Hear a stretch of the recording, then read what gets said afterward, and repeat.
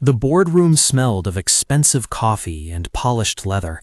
The air conditioning hummed like a machine that had consumed the city's chill and turned it into a clinical calm.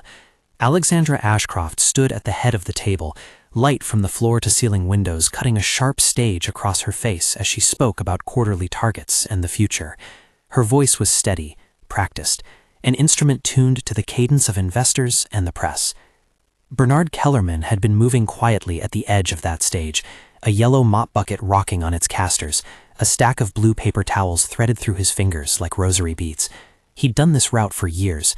Polish the brass, clear the crumbs, leave no footprint bigger than a fingertip. He knew exactly where the loose tile hid under the carpet, and which plant needed twice-weekly water.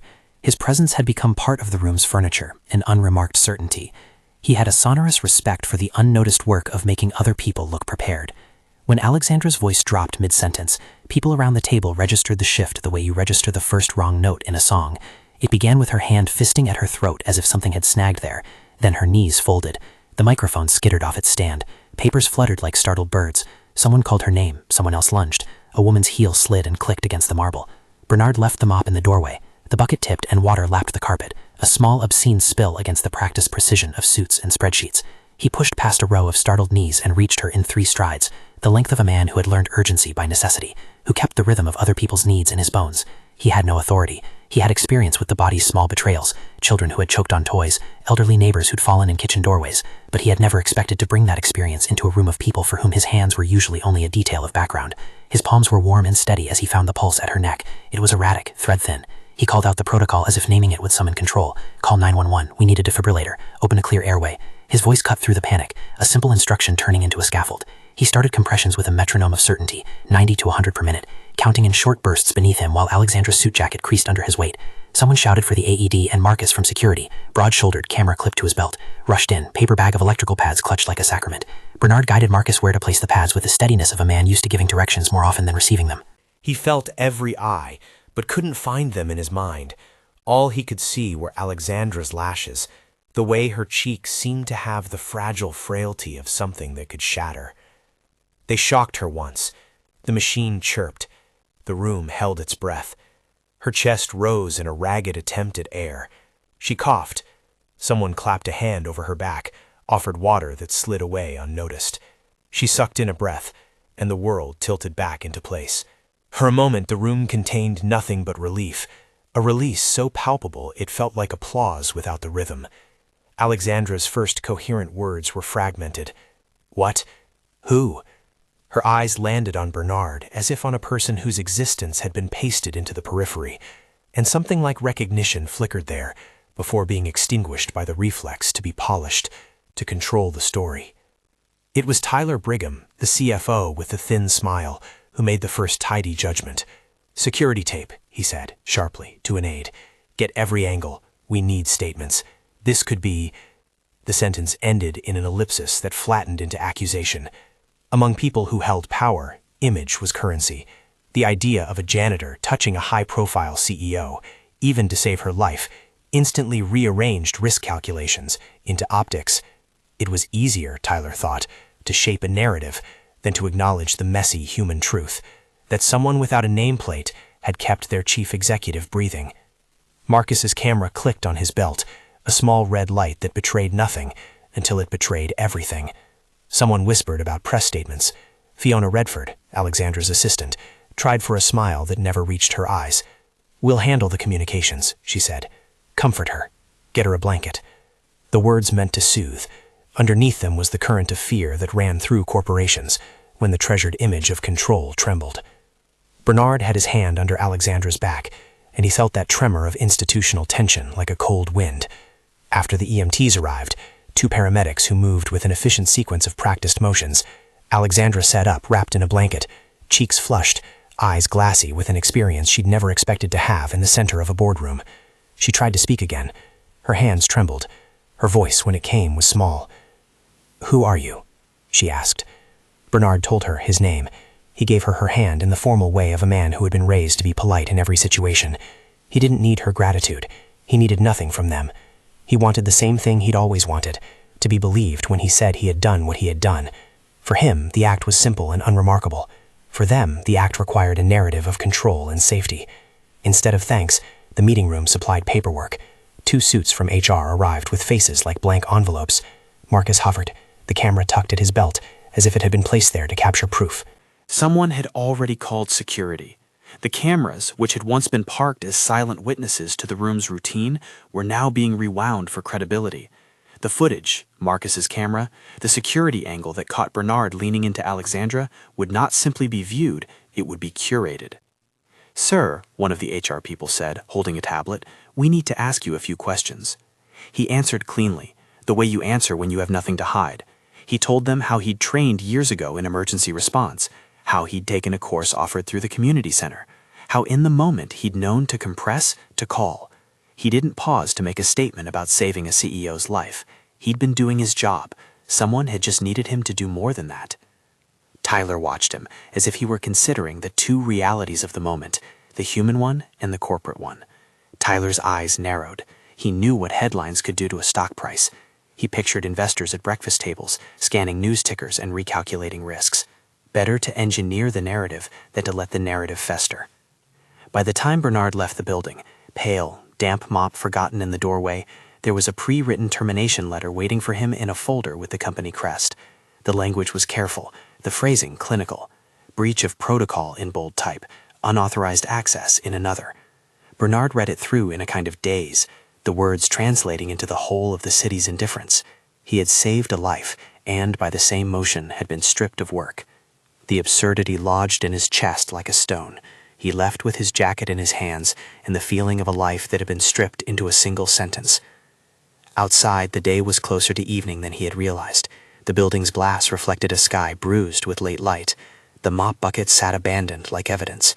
People adjusted their collars, smoothed their ties, and walked away. Marcus followed at a distance, camera at his hip, the angle of his stride the shape of a man doing a job that expected loyalty to a brand. Someone had already started whispering. Someone lifted a phone and began recording a clip that would spread like oil on water. If this story is pulling at something inside you, if you want to see how his life unfolds, subscribe and stick with this account. There's more coming that will matter to the way we see one another. He went home to a 4th-floor walk-up, whose hallway smelled of laundry and stale coffee, of lives kept small because rent rose like a tide. Molly, his daughter, was 6 and fierce in the way small children are, brilliant at naming every make of bus and the exact number of stars she insisted existed in their patchwork sky. She met him in the doorway with a mixture of pride and the shadow of worry that corners of childhood inherit from adults. She looked at his face the way she looked at broken toys, with an immediate inventory of damage and a confident automatic belief that she could help. Janet Holloway, the neighbor who lived below them and had more unasked for advice than a weathered radio, hovered in the stairwell like a sentinel. She had made a habit of bringing casseroles and checking the envelope of their mailbox. She said what neighbors say, softly, not for anyone's ears but for the sake of being a human map to those who might otherwise be lost. "They can't do that," she said about the firing, as if saying it would bind the world to a truer shape. He saved her life. Bernard rinsed his hands and wrapped a dish towel around the mop handle like a bandage. He heard the faint beep from his old answering machine, a staccato rhythm of bills and the city's small demands. The termination letter occupied the kitchen counter like a terrible invitation. Molly had made a card at school, crayon stars and a giant heart. She pinned it to the refrigerator with a magnet that had a peeled corner. Bernard put his forehead to the cool metal and let himself be small for a moment. Beneath the table, in a shoebox that smelled faintly of cedar and the salt of years, were things he had not told anyone about. It was not treasure in the way the world expects treasure to be. It was a collection of reasons that explained his quiet. There was an old lawyer's card, the kind that had browned at the edges, with a name and number he had not yet called. A folded, heavy envelope sat sealed in wax, its seal untouched for reasons he kept private. A pamphlet from a nonprofit, its ink bleached by light, lay with a list of community centers and a note in his handwriting. "Start here, 2011. He had a memory of a grief that had rearranged his life 12 years ago, a wife who had walked away from the center of town and taken with her the loud, demanding part of living. He had chosen silence afterwards, because once you learn the cost of attention, you learn to fear it. None of that proved he was anything other than what he appeared on the surface, and yet the objects held a pattern, a life that was small in the public and large in the private. He had learned to live on a scale that didn't demand explanation. He paid rent late sometimes. He skipped dinners occasionally so Molly could have the field trip money. He taught her how to fold the paper into an airplane that always found the light. The footage uploaded that night like a slow, inexorable tide, clips that cropped just the wrong angle, shaky recordings slapped with captions that turned rescue into danger, into suspicion. Janet assault CEO, read one headline, the question mark being the weakest form of accusation. Another clip showed a still frame, Bernard's hands on Alexandra's chest, shared with a caption that insinuated intimacy where there had been urgency. Anonymous accounts multiplied, and the online chorus, once ignited, was merciless in its volume. It didn't matter that the EMTs signed the form confirming what had happened. Outrage craved a shape, and the internet's appetite was never satiated by nuance. At home, the phone became a prying thing. Calls from numbers he didn't recognize, voices that wanted sound-off statements or scandalized commentary. He refused. Dignity, to him, was not the same currency as the public's hunger. To accept the offering of explanation felt like bargaining with something deeper than money. He would not sell the privacy of his daughter to soothe a stranger's curiosity. He lay awake that night, and a pain like an unlit fuse threaded his ribs. He'd had it for weeks. The doctor had said heartburn, stress, maybe an ulcer. He'd gone to work anyway. He had to. He had learned to breathe around pain like it was an inconvenient sibling.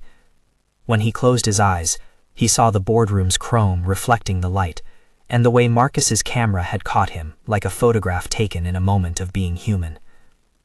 Alexandra slept badly that night. The rescue had been headline enough, but the boardroom's culture, the careful choreography of power, had been punctured. It made her hands tremble in the small hours, not from physical fragility, but from the realization that life was made of moments that scrawled truth across your practiced surface. She woke with images stuck like burrs, of a blunt shoe, of a mop in a hallway, of a head yielding beneath her weight, and a stranger's hands forcing breath back into a chest. Guilt lodged like a splinter. She had left the room with official statements drafted, with legal counsel's number on speed dial, with a plan to protect the company's image. But she could not unsee the man who had leaned into her with that professional calm. Something in her mind kept returning to his hands. She asked Fiona to pull the footage again. Security angles, every camera, Marcus's belt cam. They watched the same moments in silence. The initial collapse, the scuffle of suit jackets, Bernard's compressed shoulders. Her body remembered the pressure of his palms the way a body remembers a weather pattern. "Get me his name," she said quietly. No one objected. For the first time that week, there was a small fissure in the polished facade she presented to the world. Tyler moved fast. He always did. He insisted the company needed to control the narrative, to release a statement that emphasized a medical incident and the prompt response of trained professionals. He spoke of liability and precedent with the calm of a man building a wall. He did not mention gratitude. Gratitude complicated expectations. He would rather put up a fence of official language than let the messy human truth wander free.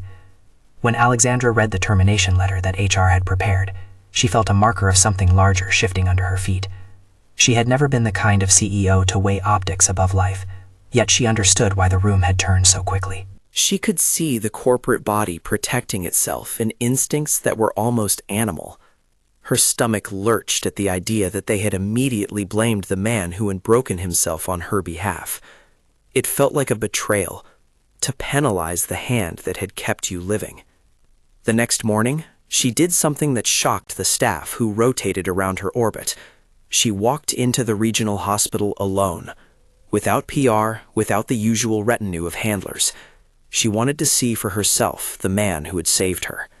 Fiona tried to dissuade her. "We should coordinate," she said, practicing the language of caution. But Alexandra's guilt had a momentum all its own. She couldn't sit calm while the man who had steadied her was painted as a villain. The hospital smelled of antiseptic and vending machine coffee.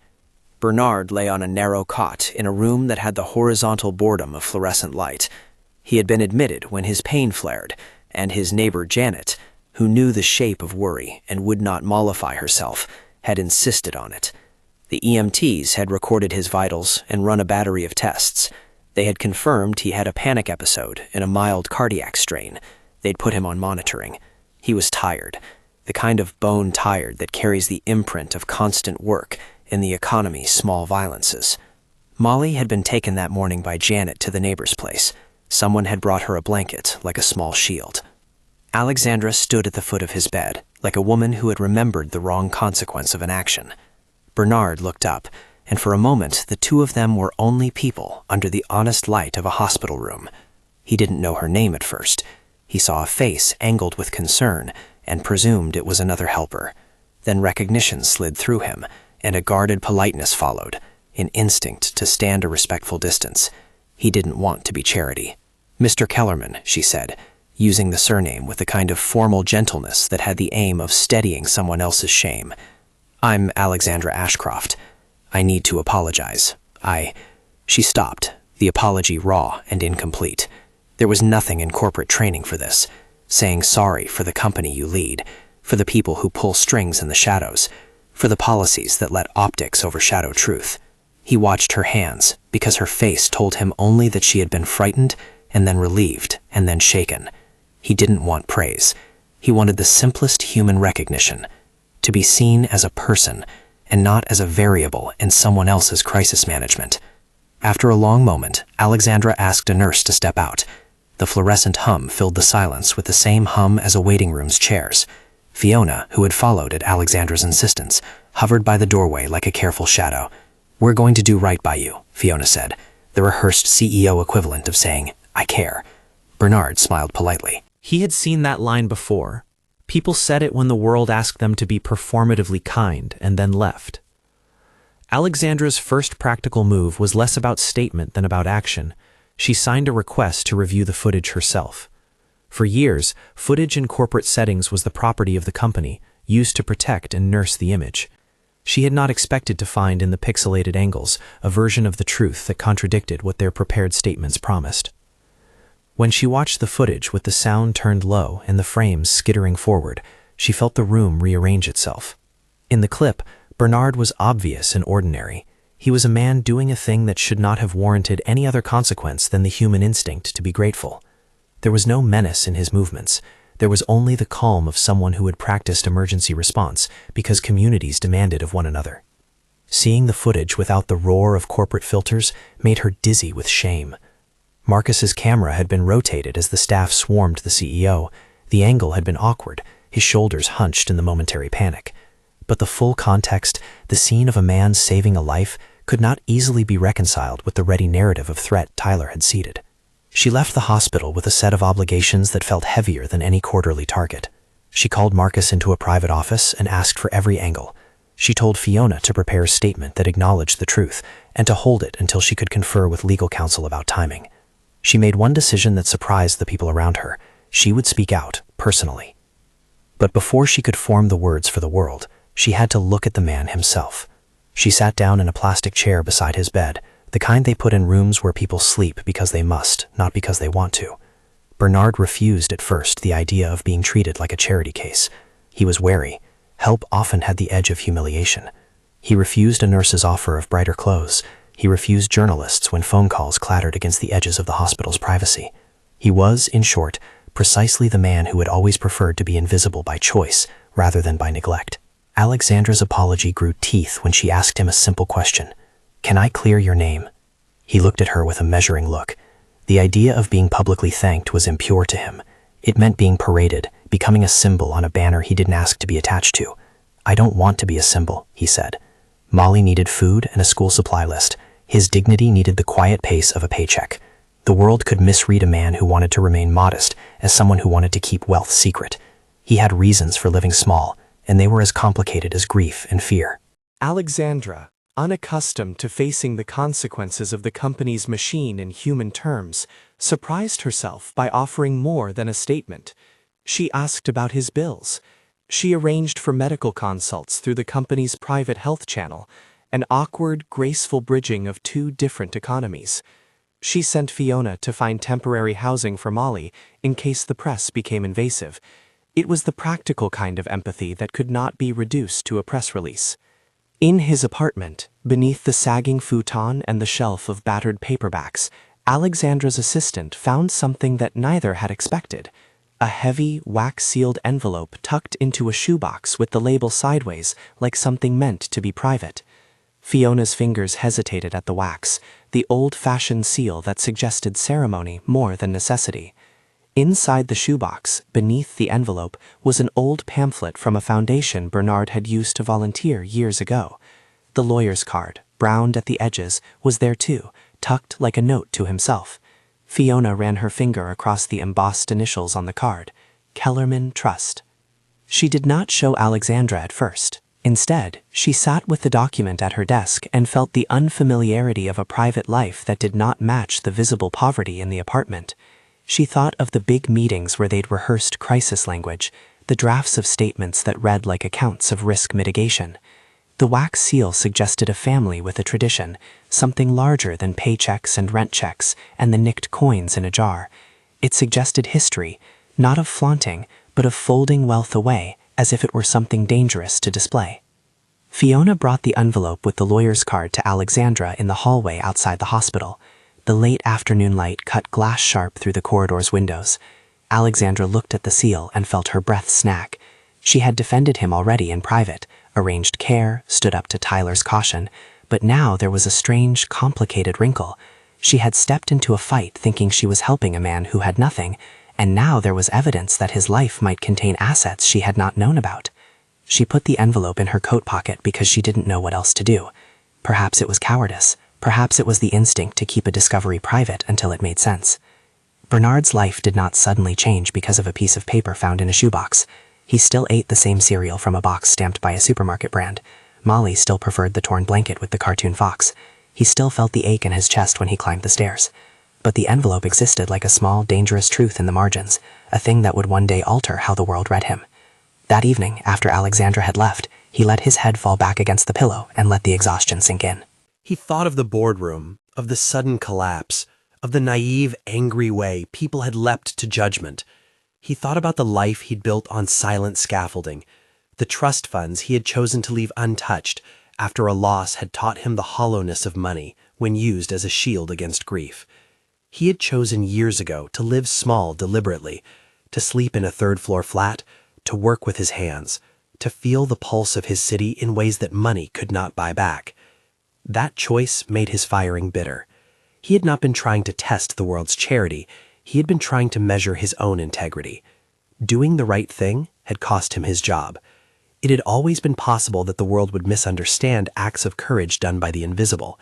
What had surprised him was the speed with which the world preferred a tidy scandal to messy truth. The next morning, before the city had fully hardened into its weekday rhythm, a reporter called the hospital to ask for a comment. A local anchor had already stitched together a narrative too eager to be tidy. Alexandra did not give an on-camera interview yet. She wanted to make sure the facts were straight. She also wanted to find the man who had been painted with quick brushstrokes and make a different mark. Marcus felt the tremor of the department's unease and called in the original footage with a formal request from the company. Tyler read the incoming memos with the air of a general reading a battlefield report. He already had a plan. Emphasize stability, cite protocol, neutralize the narrative with numbers. People listen to the facts, he told his underlings. We control the facts. They were all wrong about one thing. People did not only listen to facts. They listened with a hunger that lived in their chests, to meaning. And meaning required stories, messy and human, not sanitized corporate memos. In a small hospital room, a woman and a man who had been strangers shared a quiet that felt almost ceremonial. The humming machines made a gentle music against which it could finally speak without choreography. Alexandra told him honestly that she would put out a statement that included the truth about what he had done. She asked if she would permit her to present it publicly. He considered the offer. Publicity had a cost he could not know. He had reasons in his bones to be cautious. He had also, when he looked at Molly's sleeping face under a lamp that evening, known that silence had its own price. To be seen was to become something vulnerable and useful both. He knew in the marrow of his fingers that being used as a symbol could corrupt the act it meant to honor. He asked only one thing in return. If you clear my name, will you also say what the company will do to make this less likely for the next person? Alexandra blinked. She realized she had not thought that far. She had assumed that clearing his name was a moral obligation. She had not imagined it as part of a larger design. Her instinct as a leader was about systems, and his question, posed with a quietness that did not demand, shifted her. Yes, she said slowly, we will do better. We will look into protections. We'll start with training, with clear protocols, with... Words she'd used in speeches for years now had to be made real. They agreed, in that halting way two people make promises they mean to keep, to craft a statement that named what had happened and to outline steps the company would take. Fiona leaned in, eager and careful, making lists and checking boxes, the way she soothed chaos into shape. Tyler, when told, took the news with a clinical look and set his jaw. He would not like losing control of the narrative. That night, in the quiet of his apartment, Bernard took the sealed envelope from the shoebox and opened it. The wax clicked under his thumb like a hinge. Inside was a thin packet of legal papers, letters with formal fonts and careful signatures.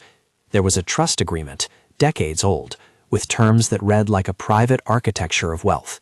Money set aside with instructions on anonymous disbursement for causes, controlled by trustees who had agreed to keep the original owner's name away from the light. There was a note in a hand he recognized, the handwriting of someone who had loved him once, faint, precise, reminding him to use only for the work. There was no demand for a grand life. There was a request for discretion. He had kept these papers sealed because the choice to live simply had been an act of mourning and a discipline. Money, in his experience, had the capacity to swallow the tenderness of people's lives and replace it with something cold and performative. He had not wanted to be a man who used wealth to erase his grief, nor to build the kind of public face that obscured the work he loved. Work with school children, with volunteer kitchens, with neighbors who needed someone who would listen at 2 in the morning. He had reasons to keep his life small. He had reasons to stay anonymous. None of them were moralistic. They were practical and jagged. When Alexandra found out, when Fiona, in a private poll to protect them both, quietly mentioned the trust, she felt a flurry of complex emotions. There was surprise, yes, but also a tightening of responsibility. She had defended him publicly without knowing he had resources at his disposal. Her defense had been human, not transactional. That was the thing that mattered. The act came from an instinct to protect another life, not from any calculation about money. The revelation would change the conversation, and Alexandra understood that. The world loved a tidy story. A poor janitor becomes the recipient of generosity, or a wealthy philanthropist reveals a secret fortune. None of those neat narratives contain the truth, which was that a man could choose to live modestly while holding resources for work to be done quietly. How would the public read this? Would they call him a hypocrite? Would they call her naive? Would they say she had been manipulated? The grid of optics clicked and whirred in her mind like the mechanics of a clock that refused to tell time in any single truth. For him, the trust was a private covenant that had guided years of secret giving. He had funded after-school programs on the sly, nudged scholarships into being by the quietest of means. He had preferred the impact of an unannounced check in an administrator's desk to the pomp of a donor's plaque. It had been a careful architecture of change he built because building quietly felt safer than building publicly. The fact that it now lay open in the hospital room's drawer, an artifact found by Fiona's curiosity, meant that the private had the potential to become public. Bernard felt the old knots of anxiety. When Alexandra learned and realized she had defended him without knowing this, she felt something complicated and human. Humility, surprise, the stubborn, clean conviction that she had done right, precisely because she was responding to a person, not to a ledger. That night, as the city went dim, as news feeds churned with clips that trimmed the edges of truth into the right sound bites, Bernard kept the papers close. He knew there would be consequences for their discovery. He also knew something else. The money could provide a platform for more work if he chose to step onto it. Yet he felt the moral weight of his decision like a mantle. To accept assistance was to invite scrutiny. To refuse might mean that Molly would continue to live under the small stresses that had defined her childhood. He had been a man who preferred hands-on work to ceremony. He had changed lives with small gestures done in basements and school gyms. He had not wanted a statue. He had wanted impact. The handful of documents he kept had been a map to doing that without becoming a spectacle. It was Christmas in a few days, the city's frantic garlands already up on lampposts, the low winter light making the glass of shop windows tremble with reflection. The timing of everything felt brittle. For Alexandra, the seasonal light sharpened her sense of the human requirement in front of her. Someone had saved her life, and in return the world wanted a narrative. She had chosen, when she found out his secret, to defend him anyway. She chose the messy human right over the tidy corporate convenience. That decision would cost her colleagues patience and would shift the internal balances of power. Tyler already had plans he understood as safeguards. Marcus would replay footage if asked. Fiona would try to hold the story's edges together. Janet would keep Molly wrapped in warm blankets and soft conversations about what heroes needed in the world: food, safety, and a place to be small. As for Bernard, he would sleep with the trust papers under his pillow like a small, combustible secret. He had always known the possibility of being found out. He had never expected to be rewarded or accused for his choices. For now, he was tired and relieved that Alexandra had stepped forward to clear his name. The relief was a fragile thing, like the thin foam of a wave before the city's tide pulled it away. Outside, the world kept unspooling its narratives. Inside, two people had made promises in a room where a life had almost ended, and a second life had begun to be rewritten. The next day would bring cameras and statements and the clatter of policy and spin. They had started what felt like a conversation between power and consequence, between the small moral courage of a man with a mop and the large institutional machinery of a company that had to decide what it would mean to be human in public. But the envelope still lay on Bernard's nightstand, heavy as a secret and fragile as trust. It would not be the end of the story, it would be the hinge. It would not be the end of the story, it would be the hinge that swung everything into a new angle. The envelope felt heavier in Bernard's hands now that it had been looked at and recognized. He slept badly for 2 nights after the hospital visit, not because of the trust's numbers, but because the knowledge that someone else held the shape of his life unnerved him. He had always liked his choices to be quiet ones. The thought that any of it could become fodder for headlines made his stomach knot. Tyler, in his corner office with a view of the river and a phone that never stopped ringing, treated the discovery as a tactical problem. He called it a leverage problem. To him, knowledge about a man's hidden assets was not a tender thing. It was an instrument that could be used to shape narrative. If the public seemed to shift from outrage to awe, poor Janitor is secretly wealthy, then the initial allegation would look petty, and the company could say it had acted to protect its people. Tyler's mind worked in neat cause and effect lines. Leak the trust, change the angle, control the fallout. He did not foresee the moral calculus that would follow. What he saw as a neat pivot, disclose, diffuse, was actually a jagged fracture of trust. Alexandra, who had been up late drafting a statement that honored truth instead of optics, discovered Tyler's plan by accident. Fiona, restless and protective, had left a draft open on Alexandra's tablet and caught the memo that suggested an expedited press release and a strategic disclosure of Bernard's financial standing. The memo read like a playbook written by someone who had forgotten how to see people as more than variables. Alexandra called Fiona into the office and, without decorum, closed the tablet between them. "We do not weaponize someone's life to save our stock price," she said quietly. There was no audience for such a sentence in Tyler's world, where metrics were explanations and apologies were headed by legal counsel. Fiona's face, which had been practiced into diplomacy for years, softened in a way Bernard would later recognize as genuine grief. Tyler pushed back, as he always did. "If we don't control it, the tabloids will. We need to be proactive. We need to minimize." His voice was the voice of a man who believed the shape of things could always be polished. Alexandra cut him off with a look that had teeth. "We control nothing if we choose to deceive." She thought of the afternoon in the hospital, the hiss of fluorescent light, the way Bernard's breath had come back under the firmness of his hands. She felt the residue of that moment in her chest, and did not want it to be used to smooth a corporate bruise. The leak never happened. Instead, Tyler tried subtler tactics. He ordered the internal team to comb through Bernard's personnel file. He asked security to pull every minute they had of his presence in the building. He floated innuendo through a junior reporter who still believed scandal would buy him followers. He briefed a consultant on reputation trajectories and asked for a scenario where Bernard's presence could be reframed as a risk to boardroom security. The smear, however, had already planted seeds that were hard to uproot. Anonymous accounts multiplied the clip with captions that suggested more than they had evidence for. The comments threaded toward rumors. Was it a stunt? Was it performance art? And then aggregated into calls for a public account. Who was this Bernard Kellerman, really? The internet's hunger for tidy stories resisted messiness. It wanted a hero or a villain, not a man whose life had been shaped by grief and quiet generosity. Bernard learned the new weight of being visible in small, cutting ways. A tabloid claimed to have found an old eviction note and paired it with a picture of his apartment door, as if poverty and hidden trusts were mutually exclusive facts. A think piece weighed in with an editorial headline that asked whether anonymous giving was just a cover for self-glorification. Friends who had known him for years called to ask if he was all right, voice cracking when the line connected. Janet, who kept a grocery list tucked into her cardigan and a habit of showing up, brought over a casserole and the newsprint folded like a knife on her knee. "They'll say anything," she told him. Her eyes were warm and furious at once. "But we know you." The public pressure bled into the private. Social workers called with questions about benefits.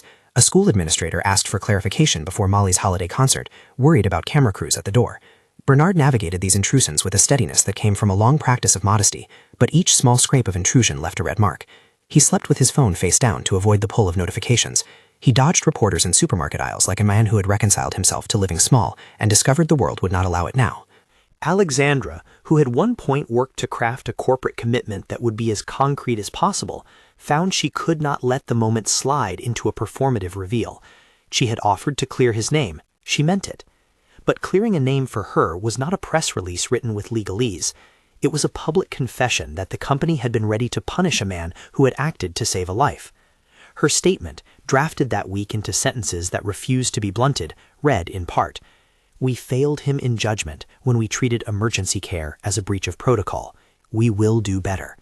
She insisted on adding a pledge of action, training for staff, clear emergency response guidelines, a hotline for employees to report incidents without fear of retaliation. Fiona, experienced and deft, turned those words into a rollout plan that included community input and worker representation. Tyler read the draft with a face that blended irritation and calculation. "This is legally awkward," he said. "We're opening ourselves up to liability." Alexandra listened. "We're opening ourselves up to accountability," she corrected. It was not the same thing. Tyler's concern was with fences. Alexandra's was with the people behind them. There were difficult meetings. The board, which rarely enjoyed friction in public, sent an emissary to the hospital to counsel restraint. Finance people sent memos that looked like weaponized spreadsheets. Investors called with questions about brand stability. Alexandra took all of it with a new patience. She had seen Bernard's hands, calloused, deliberate, and she could not look at a ledger and call that reality. She moved forward slowly, deliberately, unwilling to let fear of fiscal turbulence dictate whether the company would admit a moral misstep. Meanwhile, Bernard's body insisted on being truthful. The doctors had said his episode in the hospital was a stress-induced cardiac strain. They recommended rest and modest interventions, reduced workload, follow-up appointments, a regimen of medication that would keep symptoms at bay. He obeyed as best he could. The medicine helped, and a nurse with steady hands showed Molly how to check the blood pressure cuff one afternoon, turning medical monitoring into a small shared ritual. Alexandra's practical interventions were quiet and useful. She arranged for a short-term home near the school so Molly would not have to change her routine if the press turned up. She authorized the company to pay for his medical bills without suggesting any strings. No interviews, no staged pictures.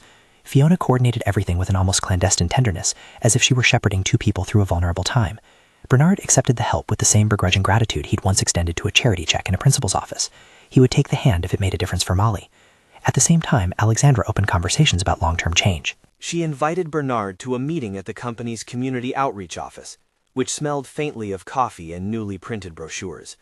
She wanted to hear him, not as a symbol, but as someone who had lived in the seams of institutional oversight and could speak to how systems either protected or eroded dignity.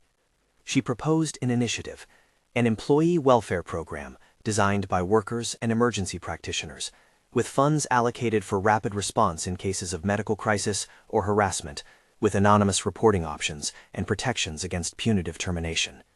Bernard listened with the careful deference of someone who had learned the cost of public attention. He liked the idea of a program that worked from the bottom up, not the top down. He worried, legitimately, that an initiative run from the heart of corporate power might be more public relations than remedy.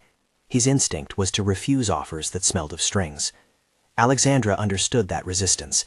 "If you're afraid of being used," she said in that meeting, "then help me design this so you know it won't be." She spoke without ceremony. Her request was an invitation to collaborate, not a demand for gratitude. Fiona had already promised to include worker representatives and to ensure legal safeguards that prevented the sort of knee-jerk firing Bernard had faced. "We'll build it with people who know what it needs," Fiona said. "No speeches, no plaques, just policies and people." Bernard considered. The thing he could not easily escape was that Molly's life would be safer if there were better systems.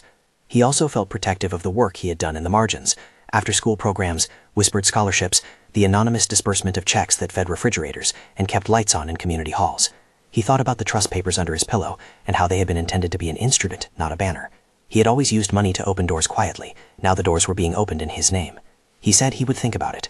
That refusal was not final. It was the beginning of a negotiation between integrity and necessity. He wanted safeguards, worker leadership in design, an independent trust managed by trustees he trusted, privacy protections for those who did not want public recognition, explicit prohibitions on termination related to emergency assistance. Fiona wrote notes as he spoke, eyes moving quickly, translating his points into structural phrases that could later become policies.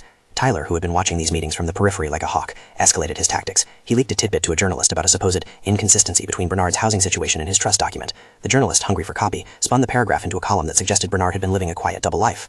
Tyler's goal was to force Bernard into a corner. Either he would publicly reveal more of his life and be accused of hypocrisy, or he would remain private and thus be open to accusations of deception. When the column hit, the world thrummed with it. The comments roiled, old suspicions reappeared, and new ones formed. Bernard felt the old shame like a hand on his chest. He thought of Molly seeing these threads frayed across a screen. He felt the smallness of his apartment, like a pressure around his ribs. That night, Tyler walked into Alexandra's office, flanked by numbers and charts, to suggest once more that the company needed to reveal everything to take control. If we present the whole file, he said, we neutralize the angle, we prove there's no scandal. He believed the narrative could be flattened into harmless facts. Alexandra, who had been awake thinking about the policy phrases he had earlier dismissed as costly, stood and faced him. We already have the facts, she said. We have what happened. That is the story. Our job is to change the conditions that allowed this to be spun into something ugly. Tyler's jaw tightened.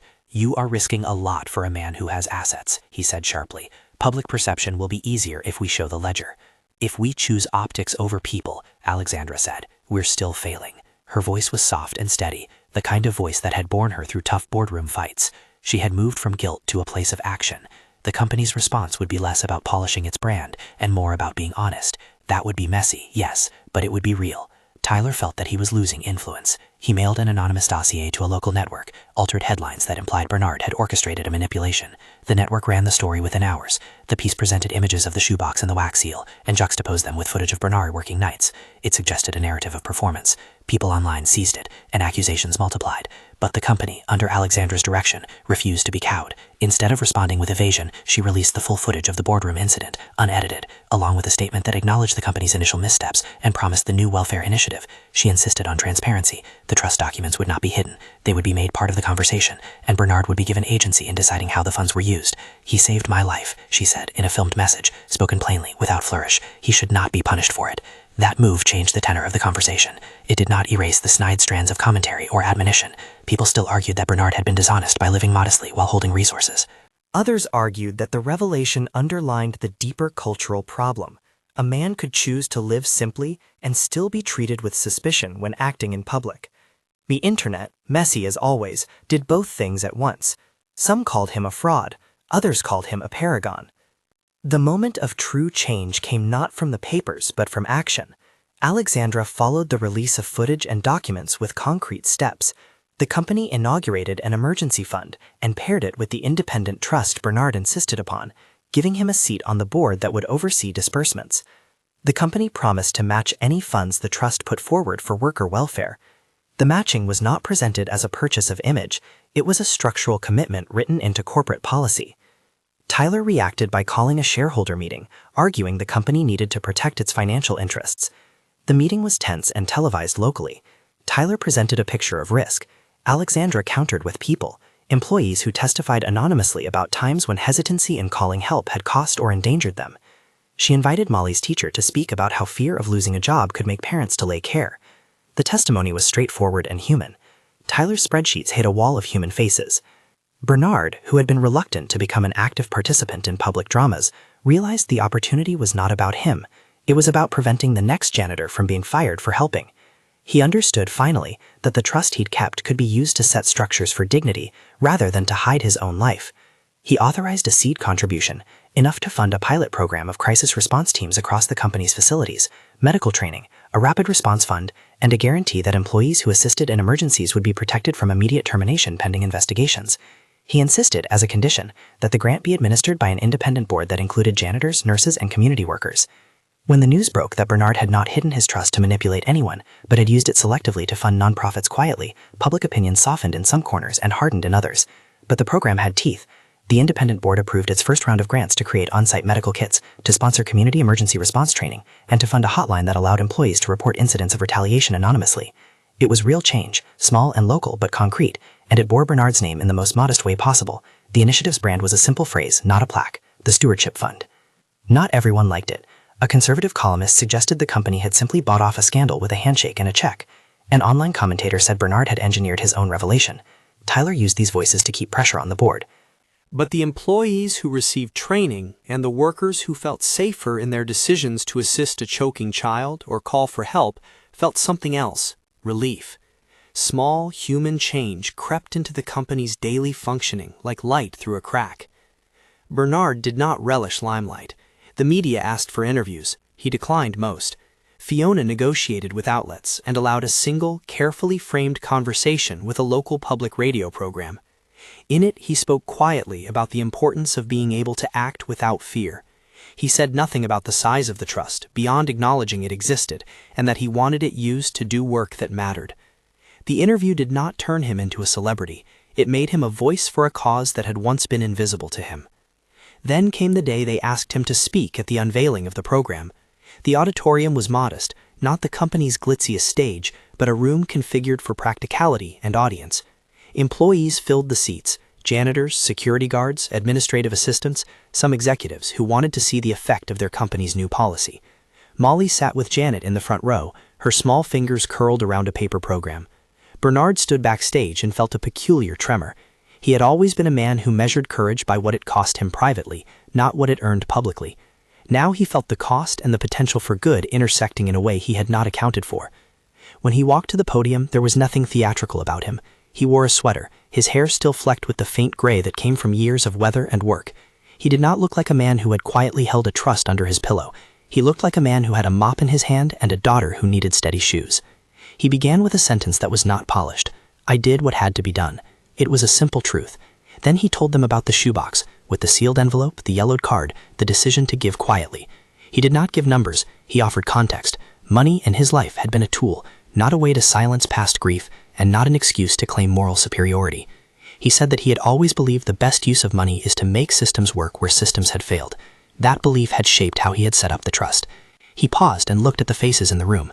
"I didn't want to be a headline," he said. "I wanted to be a neighbor." His voice, when it dropped, carried something that steadied the room.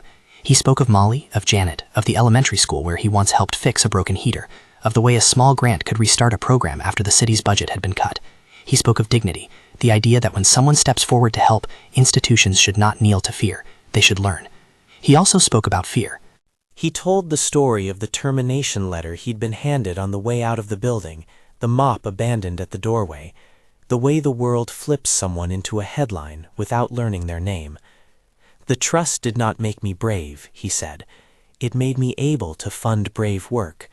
What made me brave was thinking of a little girl at home who needed dinner, and seeing someone collapse under the bright light of a boardroom, and knowing I could do something. There was no flourish. There were no calls for revenge. There was a quiet insistence that systems could be better." He described the new program as a promise, not a payoff. "This," he said, "is for the next person who bends down to do the right thing." The applause that followed was warm and steady. It did not feel like the internet's roar. It was the sound of people hearing one another and learning that the world could be arranged different ways. Janet and Molly stood when he walked off stage. Alexandra, watching from the doorway with Fiona at her side, allowed herself a smile that had grace in it and shame erased by action. Tyler watched it all from across the city, chewing on the new reality. He could not craft a spreadsheet that made people feel less safe. His response predictably hardened. He pushed for a structural review that would limit the scope of employee-driven decisions and called for indemnities. Some on the board agreed. Others, moved by the testimony they had heard and by the practical cost-benefit analysis of reduced liability from better training and hours saved in litigation, sided with Alexandra. The debate did not become a courtroom spectacle. It became a pressure point inside the company that had to be managed like any structural change. Slowly, with oversight, and with regular audits the company could not spin away. There were consequences for Tyler's choices. He was not cast out in a dramatic public firing. Nothing in the story resolves that neatly. But within months, he found himself sidestepped in promotion cycles, his influence muted by a board that preferred the quiet of restorative action to the bluntness of his style. Corporate life, like public life, rarely found instant punishment to be satisfied. It favored shifts in power that reshaped behavior over time. Tyler's role narrowed. The company's energy moved towards institutional repair rather than damage control. Outside the corporate ring, the city noticed small changes. The emergency kits were installed in facilities. Training sessions occurred after work, with employees sharing food and experiences. The hotline fielded its first case, an employee who had been penalized for helping a patron dislodge something from their throat. The program's quick response fund rescued a person from immediate financial crisis while the official review took place. These were not dramatic rescues, but they were proof that policy could touch life. Bernard, who continued to work part-time in community centers and sometimes in the company on projects that interested him, began to take a different relationship with visibility. He made a point of returning to the children's program he had started years before. He used a small portion of the trust to fund scholarships that were anonymous but became traceable in their impact. He hired a coordinator, a woman who had once been a participant in his after-school program and who understood both paperwork and neighborhood needs to run the trust's daily decisions. The trust, by design, did not glorify him. It amplified the work he thought mattered.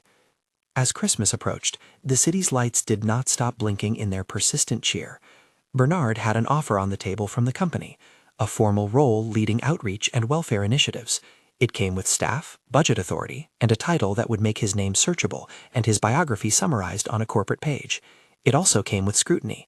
Accepting meant being linked formally and publicly to the company whose initial instinct had been to fire him. He negotiated. He did not want to be a mascot for a company's redemption. He wanted the program to be independent, to have guardrails against the very culture that had first punished him. He asked for the independent board, for transparent reporting, and the right to resign if the initiative ever became a PR play. Alexandra agreed. She backed his right to maintain a degree of privacy for Molly.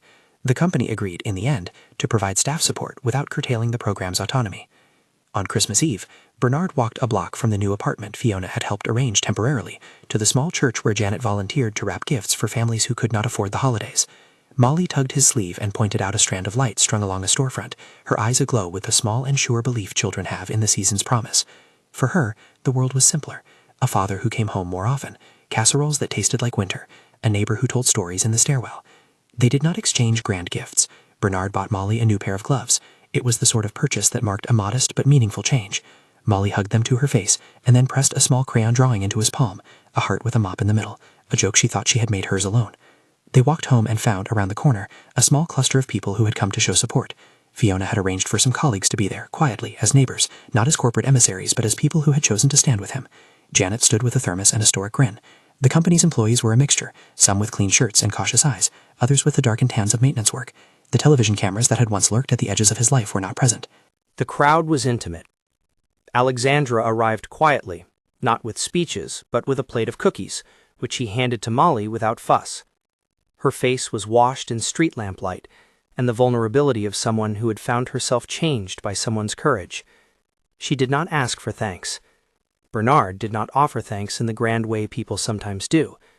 They stood together, 3 adults and 1 small child, and the city hummed around them like something that was huge and indifferent, and also at times tender.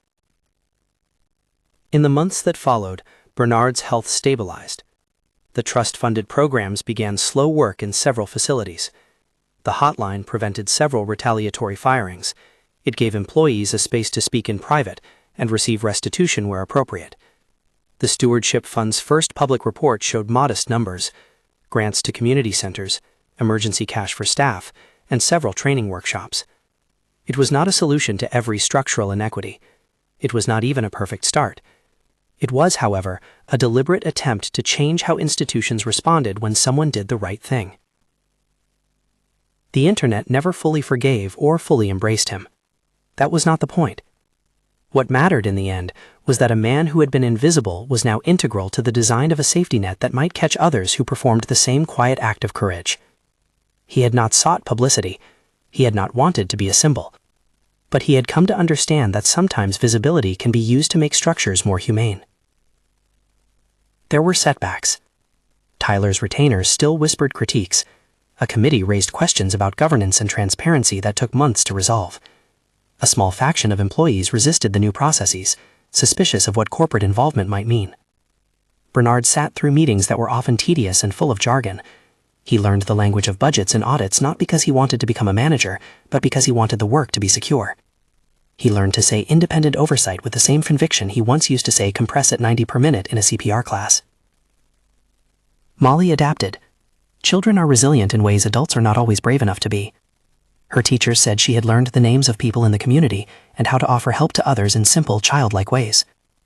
On weekends, she and her father shoveled the sidewalk outside Janet's building when snow came.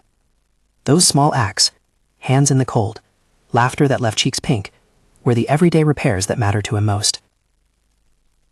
A year after the boardroom incident, the company held a small ceremony to mark the program's first anniversary.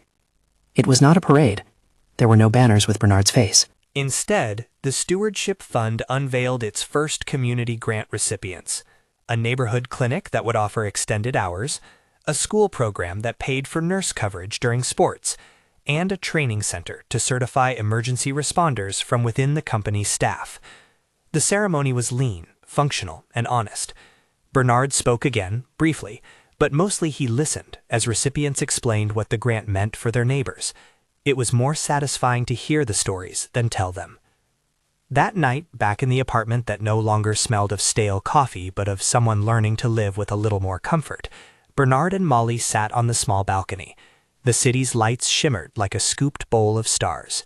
Molly balanced a small stuffed fox on her knee and sang an invented carol in a voice that wobbled, cute and sure.